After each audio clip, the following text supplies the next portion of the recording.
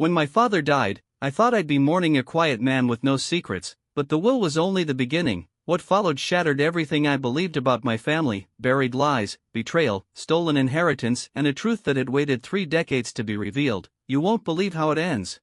My dad died on a Monday morning in October, the kind where the sky looks like wet paper and the wind carries that smell of cold wood smoke and dry leaves. I was half asleep on the couch with the TV still playing the Weather Channel when my phone buzzed and the caller ID showed St. Vincent Hospice, and I already knew before I picked up. I answered anyway, said nothing, just held the phone to my ear and listened to the nurse say he passed at 5:34 a.m., peaceful, quiet, no pain. Then she paused like she expected me to cry or ask questions, but I didn't, not because I didn't love my dad, I did, but because I had already mourned him for years, ever since he let my sister, Diane, sink her claws into him and turn him into a stranger. See, my sister always had a way of making people orbit her like she was the sun and we were just planets she could scorch or freeze as she pleased. She was the golden child, the apple of his eye, the one who could never do wrong, and I was the spare, the shadow.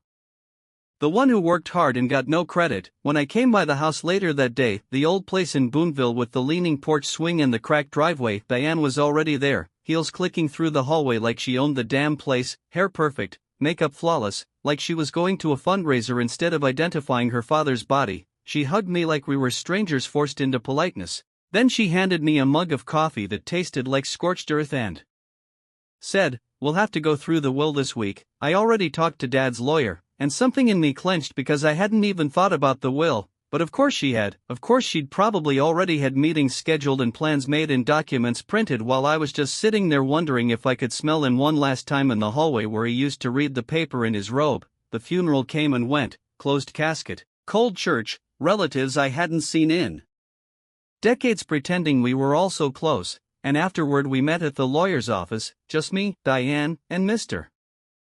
Cartwright, who looked like a wax figure that had been reheated too many times. And that's when it all went off the rails, because when Cartwright opened the folder and started reading the will, I realized my name wasn't mentioned, not once, not for the house, not for the land, not for the life insurance, not even for the busted truck in the garage. Everything, and I mean everything, went to Diane. I just sat there in stunned silence while Diane looked at me with a face like she was trying to summon sympathy, but it came out smug instead. "Dad wanted it this way," she said. "He knew you didn't really need anything." And I blinked and said, "I was the one who visited him every Sunday while you were off in Chicago for 10 years, and she shrugged like that was just a hobby I had, like visiting our dying father was some quaint little pastime. I stood up and left, didn't even say goodbye, didn't trust myself to speak without screaming. I went home, sat on the porch with a bottle of bourbon I'd been saving for something important, and realized I had nothing now, not a damn thing, except one thing my sister didn't know about: the attic key. See, the attic in Dad's house had always been locked with a weird old brass key he kept hidden in the lining of his fishing tackle box. He once told me it was where he stored private things, never explained more than that,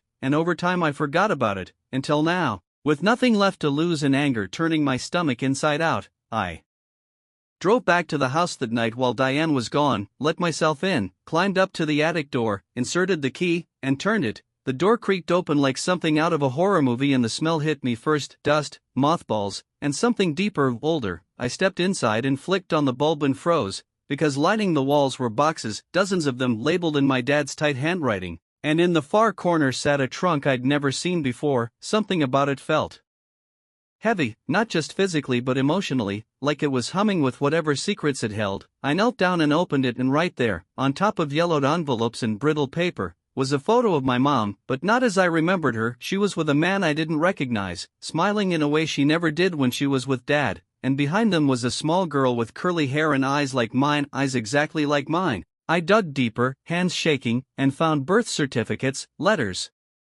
journals, and by the time I finished reading just a handful of them, I wasn't sure who I was anymore, because it turned out Diane wasn't my sister, she was my half-sister, and worse, Dad wasn't even my real father, not biologically, not legally, not anything. My real dad was the man in the photo, a man named Robert Langley who died in a car crash when I was 2. And my mom had married my dad 6 months later, and they changed my birth certificate, changed everything, and Diane had known. They'd all known, and they kept it from me for 35 years, and now she had taken everything from me again like she always did. But this time I wasn't going to let her win. I wasn't going to just walk away, because tucked inside the bottom of that trunk was a will, a real will, signed and notarized, dated only 6 months ago, leaving the house and everything else to me, and written in my dad's handwriting. It ended with this: because you were the only one who ever saw me. Really saw me, and I'm sorry for everything I kept from you. I sat there in the dark attic with that will in my lap and a rage I couldn't describe tightening my chest, and I knew right then, I was going to war.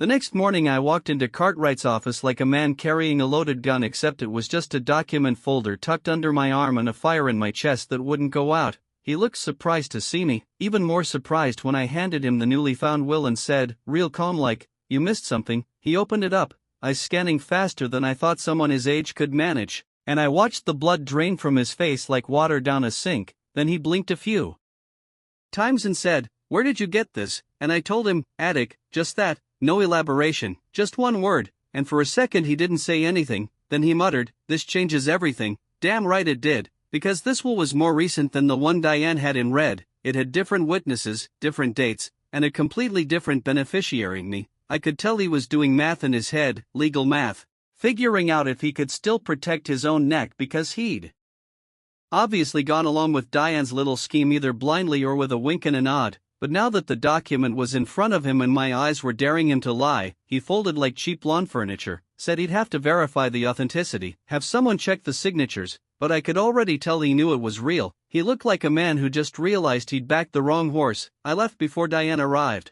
Didn't want to deal with her yet, not until I had legal ground under me, so I spent the next 3 days going through everything in that attic, every box, every letter, every scrap of information, and what I found broke me open and stitched me back together all at once. Turns out my mother had been in love with Robert Langley since she was 17, but his family disapproved, hers too. Small-town politics, old grudges, racial tensions, class differences, the works. They ran off to Memphis together, got married, had me, lived quietly until the night he died in a storm. Car hydroplaned, hit a tree, he died on impact. She came back home with me in her arms and nowhere to go, and that's when my dad, Leonard, stepped in. He'd always had a crush on her, always followed her around like a dog hoping for scraps. She married him out of necessity, grief, fear, I don't know, but it wasn't love, and I could see that clearly now in the way she wrote about him in her journal, cold, formal, like she was describing a landlord, not a husband. And then there was Diane, born 2 years later, his biological daughter, doted on, protected, spoiled. While I got the hand-me-downs and lectures and silent treatment, I remembered all those moments now, the missed birthdays, the withheld hugs,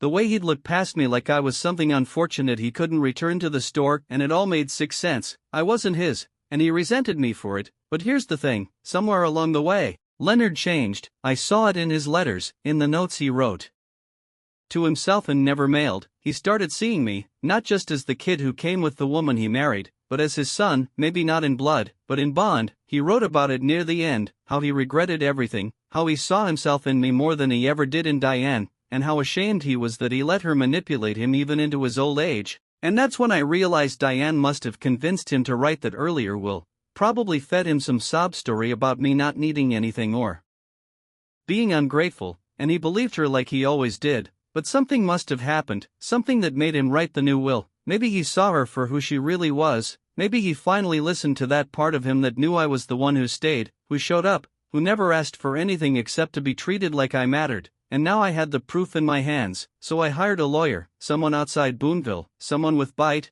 and I filed a petition to contest the will on the basis of a more recent, legally binding document. When Diane got served, she blew up my phone with calls, texts, voicemails ranging from sweet to unhinged. Then she showed up at my house, pounding on the door like she was the cops. I opened it just enough to see her and she pushed right past me like she always had. "What the hell are you doing?" she spat, face twisted like she smelled something foul. "You're not going to ruin this for me." And I laughed, really laughed, because it was the first time I realized how scared she was, scared of losing control, scared of being exposed. I said, "You mean the house Dad left me?" And her face went white, then red. Then she tried to play nice, offering to split things 50-50, then 70-30. Then she got desperate, said she'd give me the garage and $5,000 in cash. I told her to get out, and she did, but not before warning me that I didn't know what I was starting. I did though. I knew exactly, because I wasn't just going after what was mine, I was going after the truth. And in a town like Boonville, the truth is the one thing folks pretend to want but will do anything to bury. and I had a shovel and a flashlight and 35 years of silence to dig through, and what I found next made everything else look like child's play. So here's where things really started to unravel, because when you drag skeletons out of the closet in a town like Boonville, they don't just fall, they come out swinging. A week after Diane stormed out of my place, I got a letter in the mail from a law office I'd never heard of before, some firm in Jackson, real slick, corporate-looking envelope with gold embossed lettering, and inside was a cease and desist order, claiming I was slandering Diane and attempting to commit inheritance fraud. I almost laughed until I saw how serious the wording was. Apparently Diane had retained her own legal pit bull and they were trying to scare me into dropping the petition. I took that letter straight to my lawyer, who chuckled, tossed it on his desk, and said, "That's nothing but noise." But even so, it lit a fire under me. I wasn't just fighting for the house now, I was fighting for my damn name, for the truth of who I was, and I was sick of being the quiet one, the polite one, the one who walked away while Diane waltzed off with everything that wasn't nailed down. So I went digging even deeper. I started talking to people who knew my family back in the day, folks who'd been too scared or too loyal to speak up before. I visited old neighbors, church ladies, the retired librarian, and slowly, piece by piece, I started getting a clearer picture of what had really gone down after Robert Langley died. Turns out there were whispers even back then that my mother had been pregnant when she came back, that the timeline didn't add up, that Leonard married her a little too fast, too conveniently, and some folks suspected he did it to cover something up, not out of love but out of image. And the more I asked, the more people started to crack, especially when I showed them the photo from the attic of my mom with Robert and baby me, and that's when I met Mrs. Bailey, this tiny old woman who used to babysit Diane back in the day. She took one look at that picture and her face crumpled. She invited me in, sat me down, and poured sweet tea so strong it nearly gave me a sugar coma. Then she said, "Your mama was never the same after Robert died. She used to cry in the backyard at night, thought no one could hear her. Leonard was a cold man, always was, but he wanted a wife and a family, and he didn't care what he had to fake to get it." Then she said something I'll never forget. She said, "Your mama used to whisper your real daddy's name in her sleep, like a prayer." I left her house with my throat tight and my hands shaking, because for the first time, someone else had said it out loud, that I wasn't Leonard's, that I was Robert Langley's son, and more than that, that my mother had loved him until the day she died, not the man who raised me, but the man they erased, and I wasn't going to let that erasure stand. I went back to my lawyer and told him everything, showed him the journals, the letters, the old will, and he said, "We're not just contesting the will anymore, we're going to sue for fraud." And that's when things got real serious, because Diane came back with everything she had, and I mean everything. She dragged up every mistake I'd ever made, every bounced check, every rough patch, even tried to say I had a drinking problem, which was rich coming from someone who had a wine fridge bigger than most hotel minibars. She submitted a statement to the court claiming I'd pressured our dad into writing a new will, which was funny since I had proof it had been notarized in another town while I was working 50 miles away. But still, it rattled me, not because it was true, but because it reminded me how far Diane was willing to go. She didn't just want the money, she wanted to win, to keep the story the way she'd crafted it, where she was the loyal daughter, the good one, the chosen one, but she hadn't counted on me digging up the one thing she couldn't erase it, the truth. And just when I thought I had it all, I found one more box in the attic, behind a stack of old suitcases and mildewed tax forms, smaller than the rest, labeled only Langley. Inside was a cassette tape, the old kind you had to play in a Walkman or boombox. It was labeled in Dad's handwriting, not Leonard, but Robert. I didn't even know how to play it at first, had to go to a thrift store and buy a beat-up player from the 90s, and when I finally hit play, what came out nearly stopped my heart. It was Robert's voice, scratchy but clear, recorded just months before his death according to the date on the case, and it was a message to me.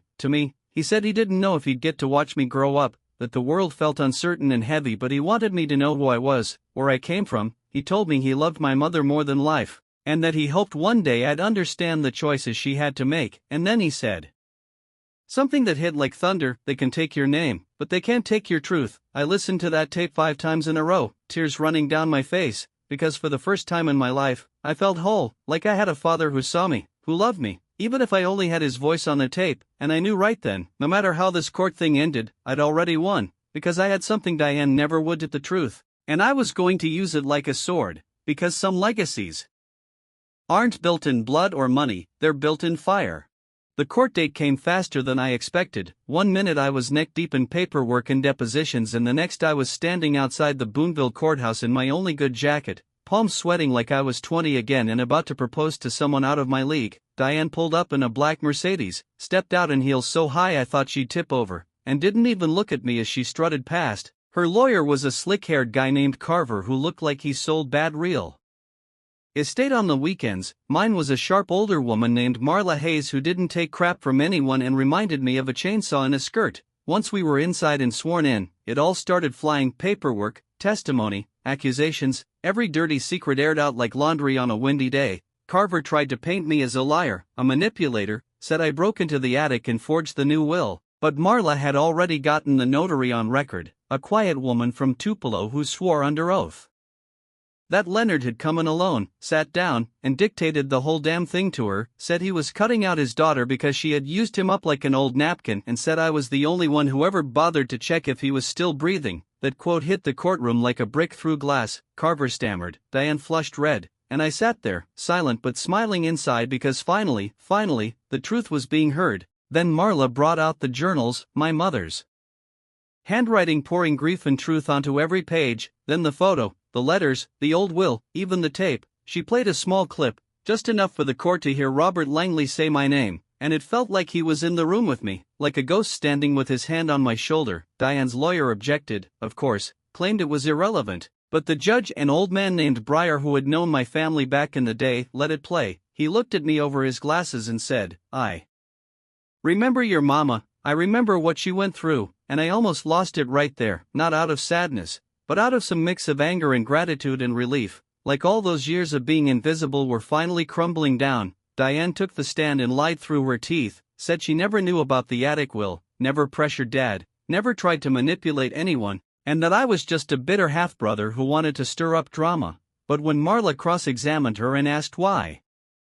she had a duplicate key to the attic and how she managed to pay off her condo when she claimed to be broke, things started unraveling fast. She slipped up, said something about clearing the attic before the estate sale, and Marla pounced. So you were in the attic before my client found the will? Diane froze, tried to backpedal, but it was too late. The damage was done. When all was said and done, Judge Breyer called for a recess, said he needed time to review everything, and I sat outside on the courthouse steps, watching cars pass and wondering how I got here, how a simple man with a quiet life ended up fighting for his name in front of a judge. But I knew how, because I refused to stay quiet, refused to let someone rewrite my story. A few days later, we were called back for the decision. The courtroom was packed, word had gotten out, small towns love a scandal and this one had all the ingredients. Breyer came in, cleared his throat, and said, after reviewing the evidence, including the notarized will, supporting documentation, and testimony from both parties, I am ruling in favor of the petitioner. The updated will is valid and binding.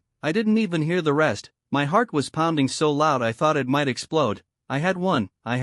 Diane sat there in stunned silence, her face tight, her hands gripping the table like she wanted to crush it. The house was mine, the land, the accounts, all of it, not because I tricked anyone, but because the truth had clawed its way to the surface and refused to be buried again. But more than that, I won my identity back. I walked out of that courtroom with my head high, feeling like Robert Langley was walking beside me, and Leonard too in a strange way, because I think he finally did the right thing, even if it came too late. I spent the next few weeks cleaning out the house, going through old photos, boxing up memories. Sometimes I cried, sometimes I laughed, sometimes I just sat in the living room in silence, listening to the wind rattle the windows like it always had. One night I found a small velvet pouch tucked into the back of Dad's dresser. Inside was a necklace with a tiny compass pendant and a note that said, "So you'll always find your way." I wore it around my neck and still do, even now, because somehow it feels like all three of them, Mom, Robert, Leonard, are with me when I do. And just when I thought it was all over, I got a call that changed everything again. A woman named Ellen Langley, Robert's younger sister, had seen the court records online and reached out. She lived in Arkansas, said she always wondered what happened to her brother's baby, said the family had tried to find me years ago but hit a wall. I invited her to the house, and when she arrived, she hugged me so tight I thought my ribs would crack. She looked just like him, same eyes, same smile, and we sat on the porch drinking sweet tea and catching up on a lifetime we didn't get to share. She Brought photos, family stories, even a quilt Robert's mother had made for me before I was born, never delivered, still folded and clean as the day she stitched it. I spread it across the bed that night and cried into it like a child, not out of sadness, but out of fullness, because for the first time, I didn't feel like I was missing anything. I had my past, my name, my family, both the ones who raised me and the ones I never knew I had, and more than that, I had peace, something Diane never understood and probably never will. But I hope someday she does.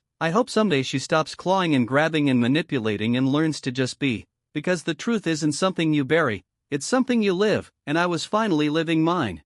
It's been about a year since that courtroom battle, and every now and then I still catch myself standing in the kitchen of the old house, holding a cup of coffee, looking out the window like my dad used to, except now I know which dad I mean, not Leonard, not Robert, not either or, but both, because that's the strange thing about truth. Sometimes it breaks you open, and then it becomes the very thing that stitches you back together. The house looks different now, warmer, lived in, I fixed up the porch swing, planted some azaleas in the front yard like my mom always wanted, framed that photo of her with Robert and baby me and hung it right above the fireplace, a declaration more than decoration, a reminder that the past didn't get to erase itself just because it was uncomfortable. Ellen's been visiting almost every other month. She brings pies, old letters, recipes from the Langley side of the family, and she's helped me fill in the missing pieces of who I am, told me stories about Robert the First. Never got to hear as a kid how he was quiet but fierce, how he used to hum when he was working on his truck, how he'd light up when he talked about having a son. Sometimes we sit on the porch at night, just the two of us,